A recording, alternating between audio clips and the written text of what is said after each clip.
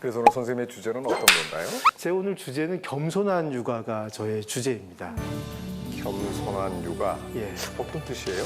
우리가 이제 시간을 들이고 돈을 들이고 뭔가 노력을 들이고 공부를 하고 내 아이를 어떻게든 최고의 아이로, 최고의 인재로 키우고 말겠다. 이렇게 우리는 아이한테 막 박수를 치면서 내달리게 하는데 아이들은 처음에는 그 말에 기분이 좋아지지만 나중에는 내가 뭐든지 못하면 어떡하지? 내가 우리 부모님을 실망시키면 어떡하지 하면서 두려움에 빠지는 경우가 굉장히 많아요.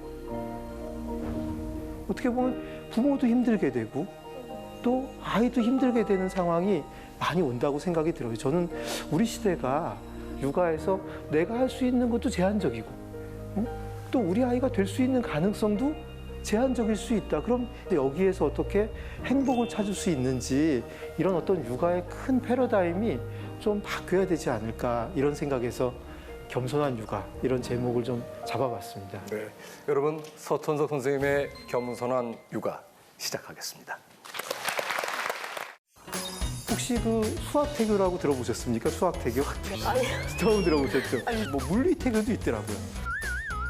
또 제가 이제 전문가 아닙니까? 그래가지고 뭐 어떻게 하면 우리 애도 공부 잘하게 할 수 있냐. 그래서 자, 그런 방법은 없다 끊어라 이렇게 끊었는데 나중에 잠시만 좀 끊고 가면 안 될까요? 특히 아이들이 어릴 때 뭐가 제일 중요합니까? 내가 성격이 아무리 좋은 사람이어도 부모한테 제일 중요한 건 것 같아요. 어떻게 하면 집에 들어오자마자 손 씻으란 말 안 해도 손을 씻을 수 있겠냐. 저 아이한테 알아듣게 하는 방법을 쓰면 교수님, 애들은 그렇다 치고 남편은 어떻게 말해요? 애가 좀 못하면 부모가 뭔가 못 가르쳐서 저런 게 아닌가. 사실 실제로는 그렇지 않습니다. 우리 아이가 잘 크고 잘 성장하고 훌륭한 사람이 되라는 뜻에서 이렇게 노력하고 있지 않습니까? 그럼 요즘 아이들이 예전에 우리 세대보다 더 뛰어난 점이 많고 훌륭해져야 되지 않겠습니까? 근데 어떻게 생각하십니까? 예전보다 확실히 굉장히 나아졌다 하는 게 좀 있다고 생각하시나요? 아니면 어떻게 생각하십니까? 나아진 거는 너무 빨라졌어요. 빨라졌다. 그러니까 모든 게 빨라졌는데 마치 그 느낌이 다는 아니겠지만 몸은 막 이렇게 컸어요. 근데 생각하고 느끼는 것들이 좀 떨어진다라는 생각을 가지게 되는 것 같아요. 아이들이 공부도 굉장히 많이 시키지 않습니까? 보면 너무 잘해요, 또. 초등학교 때도 막 보면 밤 10시까지 학원에서 공부하는 아이들이 한둘이 아니잖아요. 뭐 중학생 때 고등학교 수학 정도는 중학교 때 다 떼야 된다 이런 말도 하고. 근데 대학 교수들이 하는 말이 요즘 애들이 옛날만 못한 것 같다고 얘기를. 아니 요즘 애들이 얼마나 공부를 열심히 하는데 옛날만 못하다는 얘기가 나오는지 이해도 할 수가 없어요. 근데 제가 보기에는 이건 좀 선행학습이 가장 큰 문제라고 저뿐 아니라 전문가들도 한결같이 이야기를 합니다. 이 선행학습이라는 게 뭐냐면 땡겨서 공부하는 거잖아요. 땡겨서 미리. 저희 아이를 가르칠 때 큰아이는 한글을 굉장히 궁금해하고 알고 싶어 하더라고요. 한 30개월도 안 됐을 때인데 얘가 글자를 자꾸 물어보길래 제가 가르쳐줬어요. 궁금해하는 건 가르쳐줘야 되잖아요. 그래서 또 제가 이제 전문가 아닙니까? 그래가지고 제가 원리에 따라서 잘 가르쳐줬더니 얘가 30개월에 한글을 완전히 읽었어요. 이건 굉장히 영재인 것 같지만 사실은 이게 뒷얘기가 있어요. 둘째는 별로 한글에 관심이 없었어요. 읽으려고 하지 않더라고요. 그래서 또 놔뒀죠. 근데 중요한 거는 나중에 보니까 초등학교 고학년 때 보니까 큰애보다 둘째가 책 읽는 걸 더 좋아해요. 둘째는 저하고 같이 책을 많이 읽고 책을 보면서도 세부적인 묘사에 굉장히 집중을 한 것 같아요. 왜냐하면 글자를 모르니까 그림도 보고 그림 속에서 발견하고 그 속에서 재미를 훨씬 많이 찾았는데 큰애는 글자를 아니까 글자를 쭉 읽은 거예요. 근데 4살, 5살짜리 아이가 그림책을 읽는다고 그 내용을 이해할 수가 있을까요? 사실 이해하는 정도가 별로 없어요. 아무 재미가 없어요. 둘째는 자기가 이해를 못하니까 저한테 와서 읽어달라고 한 거예요.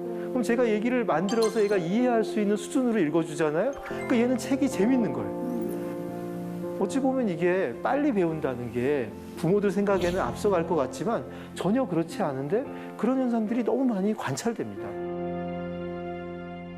이거는 우리나라뿐이 아니라 미국에서도 또 영부에서도 어렸을 때 일찍 글자를 습득하는 것이 별다른 도움이 되지 않는다. 그 나이 때에는 배워야 할 다른 많은 것이 있다. 이렇게 얘기를 하고 있어요. 공부뿐이 아닙니다. 우리 운동도 많이 시키지 않습니까? 저도 이제 저희 아이들을 거의 운동권으로 키웠어요. 응?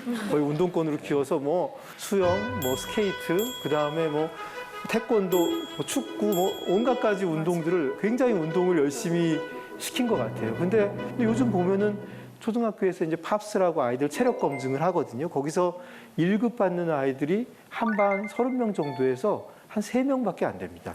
그래서 저는 이 체력 검증 기준이 굉장히 어려워졌나? 이렇게 생각을 했어요. 그래서 한번 내용을 보니까 옛날하고 별로 달라지지 않았어요. 요즘 아이들 체력이 떨어졌습니다. 왜 체력이 떨어졌을까요? 운동들을 굉장히 시키잖아요. 제가 볼 때 제가 어렸을 때 운동을 한 건 이런 식이었어요.